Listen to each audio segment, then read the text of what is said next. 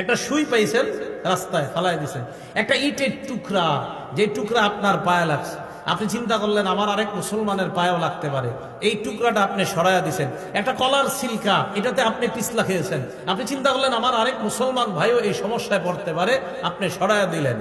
আল্লাহ নবী বলেন ফাশাকারাল্লাহ, আল্লাহ আপনার এই আমলটা এত কবুল করে নেয়, আল্লাহ আপনার প্রতি সন্তুষ্ট হয়ে যায়। عن أبي هريرة رضي الله تعالى عنه قال قال رسول الله صلى الله عليه وسلم আবু হুরায়রা রাদিয়াল্লাহু তাআলা আনহুর বর্ণনা, আল্লাহ নবী বলেন বাইনামা রাজুলুন ইয়ামশি বিতরিক ওয়াজাদা গুসনিন আলা শাওয়াজাদা গুসনা শাওকিন ফিত তরিক বা আলা তরিক। নবীজি বলেন এক ব্যক্তি রাস্তা দিয়ে হাঁটতেছে, হাঁটতে হাঁটতে হঠাৎ একটা কাঁটাযুক্ত ডাল পেয়ে যায়। কাঁটাযুক্ত ডাল পাওয়ার পর ফাখরাহু, এই মনে করে কাঁটাযুক্ত ডালটা রাস্তা থেকে সরায়া দেয়, কোনো মুসলমান এই ডালের মধ্যে পড়ে আঘাত পেতে পারে, কোনো মানুষ কষ্ট পেতে পারে। আসসালামু আলাইকুম। ভিডিওটি ভালো লাগলে অবশ্যই লাইক, কমেন্ট এবং শেয়ার করবেন। ইসলামিক ভিডিও নিয়মিত পেতে এখনই আমাদের চ্যানেলটি সাবস্ক্রাইব করুন। ধন্যবাদ। একটা সুই পাইছেন রাস্তায় ফালাই দিছেন, একটা ইটের টুকরা, যে টুকরা আপনার পায়ে লাগছে, আপনি চিন্তা করলেন আমার আরেক মুসলমানের পায়েও লাগতে পারে, এই টুকরাটা আপনি সরাইয়া দিছেন। একটা কলার সিলকা, এটাতে আপনি পিছলা খেয়েছেন, আপনি চিন্তা করলেন আমার আরেক মুসলমান ভাইও এই সমস্যায় পড়তে পারে, আপনি সরাইয়া দিলেন।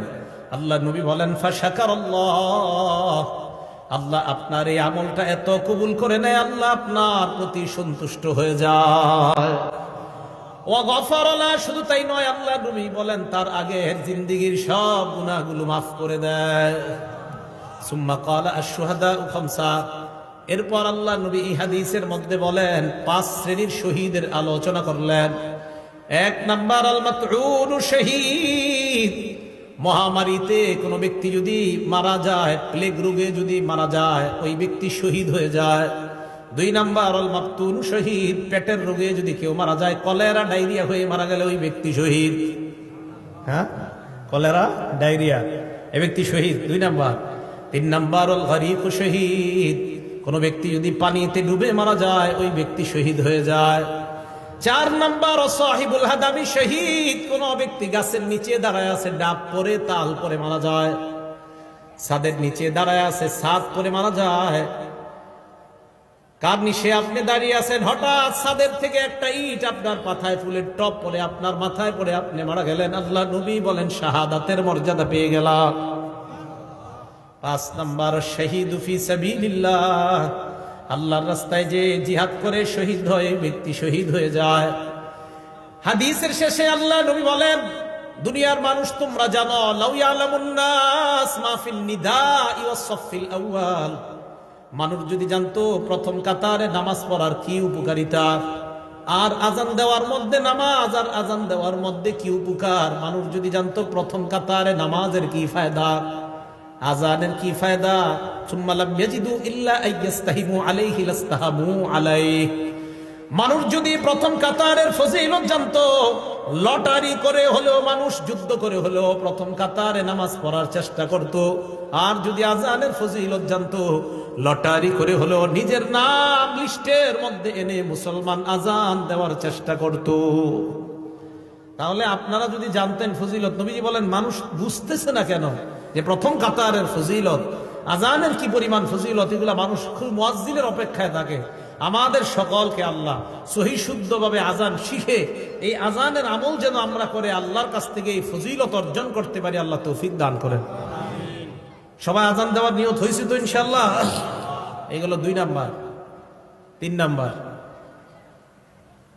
আজান যে ব্যক্তি দেয় কিয়ামতের ময়দানে তার গলা সবচেয়ে লম্বা হবে। মানে কি জিরাফের মতো? হ্যাঁ, মন দিয়ে শোনেন। মুসলিম শরীফের 387 নাম্বার হাদিস, 387, আমাদের মাদ্রাসা সিলেবাস অনুযায়ী 387, মোট হাদিস সংখ্যা হবে 3033টা। এই হাদিসের বর্ণনাকারী তলহা ইবনে ইয়াহইয়া। এই তলহা ইবনে ইয়াহইয়া ওনার চাচা থেকে বলেন, ওনার চাচা বলেন কুনতু ইনদা মুআবিয়া ইবনে আবি সুফিয়ান রাদিয়াল্লাহু তাআলা আনহুমা। তলহা ইবনে ইয়াহইয়া বলেন আমার চাচা ইমাম মুআবিয়া, আমিরে মুআবিয়ার কাছে ছিলেন। ফাজাআহুল মুআজ্জিন, মুআজ্জিন আসছে ইয়াদউহু ইলাস সালাহ, মুয়াজ্জিন আইসা কয় আমিরে মুআবিয়াকে বললেন নামাজের সময় হয়েছে, মসজিদে চলেন। আমিরে মুআবিয়া বললেন, মুয়াজ্জিন দাঁড়াও। সামি'তু রাসূলুল্লাহি সাল্লাল্লাহু আলাইহি ওয়াসাল্লাম ইয়াকুল, আমি আল্লাহর নবীকে বলতে শুনেছি, আল মুয়াজ্জিনুনা আতওয়ালুন নাসি আ'নাকান ইয়াউমাল কিয়ামাহ, কিয়ামতের ময়দানে মুয়াজ্জিনের গলাটা কোটি কোটি মানুষের মাঝে লম্বা হয়ে যাবে। লম্বা দ্বারা কি উদ্দেশ্য মনে রাখবেন দুইটা। এক নাম্বার, আকসারুন নাসি মুতাশাউফান বা তাশাউফান ইলা রাহমাতিল্লাহ, কিয়ামতের ময়দানে মুয়াজ্জিন অন্যান্য কোটি কোটি মানুষের চাইতে আল্লাহর রহমতের অধিক প্রত্যাশী হবেন। এক, মুয়াজ্জিন আশায় থাকবে যে আমি মুয়াজ্জিন ছিলাম দুনিয়াতে, কিয়ামতের মাঠে আমি রহমতের বেশি প্রত্যাশী। নবী বলেন এই লম্বা গলা দ্বারা এটা উদ্দেশ্য। দুই নাম্বারটা বুঝেন কি? দুই নাম্বার, এক নাম্বারটা আরেকটু বুঝেন। লিআন্নাল মুতাশাউফা ইউতিলু উনুখা ইলা মা ইয়াতাতাল্লাউ আলাইহি, যেই ব্যক্তি আকাঙ্ক্ষা করে কোনো জিনিসের, ওই ব্যক্তি তার আকাঙ্ক্ষিত বস্তুটার দিকে গলাটা এইভাবে বাড়ায়া তাকায়। যেই ব্যক্তি কোনো জিনিসের আকাঙ্ক্ষা করে, আগে তো রেজাল্ট বের হইতো বোর্ডে, এখন তো মোবাইলে বের হয়ে যায়। আগে যখন পরীক্ষার রেজাল্ট দিত আমরা হাসি উল্লাস করতে করতে স্কুলে যাইতাম আমাদের রেজাল্ট দেখার জন্য। তো যাওয়ার পরে মনে করেন কারো 1, 2, 3-এর মধ্যে আসছে যারা, ওই তিনজন কি করে আপনার সবার মাঝে এইভাবে গলাটা সামনে বাড়ায়া দিতে চায় তার রেজাল্টটা দেখার জন্য। বোঝা গেল কোন ব্যক্তি কোন জিনিসের আকাঙ্ক্ষা আর আকাঙ্ক্ষিত বস্তুটা যদি দামি হয়, বাজারে মাছ আসছে আপনার রুই মাছ ভালো ভালো, আপনারা 10-20 জন সামনে দাঁড়ায় আছেন, বড় রুই মাছটার দিকে পিছন থেকে সবাই খালি গলা এইভাবে বাড়ায় বাড়ায় দেখতে চায়। বোঝা গেল আকাঙ্ক্ষিত জিনিস, যেই জিনিসটা মানুষ কামনা করে ওইটার দিকে গলাটা একটু আগে বাড়ায়। তাই আল্লাহ রাসূল বলেন কিয়ামতের ময়দানে মুয়াজ্জিনকে আল্লাহ এত রহমত দান করবেন, এত সওয়াব দিবেন যে সে তার সওয়াবের জন্য বারবার গলাটা আল্লাহর রহমতের দিকে এমন করবে। মুয়াজ্জিন কি মনে থাকবে সবার? এটা হলো লম্বা গলা। দুই নাম্বার, কিয়ামতের ময়দানে মুয়াজ্জিন নেতা হবে। সুবহানাল্লাহ, কি হবে? নেতা। ওয়াল আরাবু তাসিফু, আরবরা নেতাকে তাসিফু সাদাতা বিতুলিল উনুক, আরবরা কখনো কখনো নেতাকে বলে লম্বা গলাওয়ালা। আরবরা কখনো কখনো লম্বা গলা দ্বারা নেতা উদ্দেশ্য করে থাকে। আল্লাহ রাসূল এই হাদিসের মাধ্যমে দ্বিতীয় অর্থ বুঝায়, ও মুসলমান, কিয়ামতের ময়দানে মুয়াজ্জিন তো নেতৃত্বের আসন গ্রহণ করবে। আপনারা চাই স্টলে একজন আরেকজন ইনশাআল্লাহ এই কথাটা বুঝাইতে পারবেন না? এলাকার ভাষায় বুঝাই দিবেন। আমরা গীবত শেখায়ত করব না, আমরা এইগুলো আলোচনা করব ইনশাআল্লাহ। আল্লাহ আমাদেরকে তৌফিক দান করেন। এটা গেল আপনার লম্বা গলার ব্যাখ্যা। তাহলে 3 নাম্বার, কিয়ামতের ময়দানে মুয়াজ্জিনের গলাটা হবে সবচেয়ে লম্বা। 4 নাম্বার ফজিলত, আশ-শাইতানু ইয়াফিরু মিনাল আযান, আযান দিলে শয়তান দৌড়ায় পালায়। সুবহানাল্লাহ, আযান দিলে শয়তান দৌড়ায় পালায়। এখন একটা হাদিস শোনাবো, হাদিস শোনার পরে সত্যি করে বলবেন আপনার ওই অবস্থা হয় কিনা। আগে হাদিসটা শুনেন। সহিহ বুখারী হাদিস নাম্বার 608 নাম্বার হাদিস। এই হাদিসের বর্ণনাকারী আবু হুরায়রা রাদিয়াল্লাহু তাআলা আনহু, তিনি বলেন, আন আবি হুরায়রা রাদিয়াল্লাহু তাআলা আনহু قال قال رسول الله صلى الله عليه وسلم اذا نودي للصلاه ادبر الشيطان وله درات, আযান যখন দেওয়া হয় শয়তান পিছনের রাস্তায় হাওয়া ছাড়তে ছাড়তে পালায়। সুবহানাল্লাহ, হাত্তা লা ইয়াসমা আত-তাযীন, এমন দূরত্বে চলে যায় যে দূরে গেলে আর আযান শোনা যায় না। এই জন্য মাইকের আযানের আওয়াজ যত দূরে যাবে শয়তান এই পরিমাণ দূরে চলে যায় যেন আর আযানের আওয়াজ শোনা না যায়।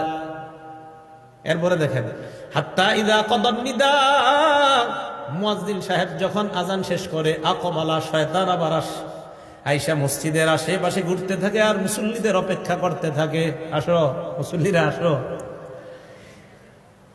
হাত্তা ইযা সুওয়িবা বিস-সালাহ, এরপর যখন আযান ইকামত দেওয়া হয়, কি ইকামত দেওয়া হয় না, আদবারা, শয়তান আবার পালায়। হাত্তা লা ইয়াসমা আত-তাসবিহ, ইকামত যেন শোনা না যায় এই দূরত্ব পালায় যায়। হাত্তা ইযা কদাত তাসবিহ, ইকামত শেষ হলে আবার শয়তান দৌড়ে আসার পর হাত্তা ইয়াখতুরা বাইনাল মারই ওয়া নাফসিহি, মানুষের মাঝে আর তার নফসের মাঝে শয়তান বৈশা ধোঁকা দেওয়ার চেষ্টা করে। আর শয়তান ওই ব্যক্তিকে বলে, উযকুর কাযা ওয়া কাযা লিমা লাম ইয়াযকুর, শয়তান মুসল্লিকে বলে ওইটা স্মরণ কর, ওইটা স্মরণ কর, যেগুলো নামাজের বাহিরে মুসল্লির কোনোদিনও স্মরণ হয় না। এই হাদিসের অনুবাদ এটা। শয়তান মুসল্লিরে কয় এটা স্মরণ কর, ওটা স্মরণ কর, লিমা আলাম ইয়াজকুর, যেটা এই মুসল্লি জিন্দিগিতেও স্মরণ করে না নামাজে। যেমন আপনি নামাজে দাঁড়াইছেন, আপনার বয়স বর্তমানে 31 বছর 32 বছর, শয়তান আপনার বলবে তুই যে 7 বছর বয়সে তোকে ডেঙ্গাটা দিয়ে হাঁটছিলি মনে আসিনি, আচ্ছা কি দরকার আছে এটা এখন মনে করানো? এইগুলা ফাও জিনিস শয়তান আপনাকে মনে করাবে নামাজে।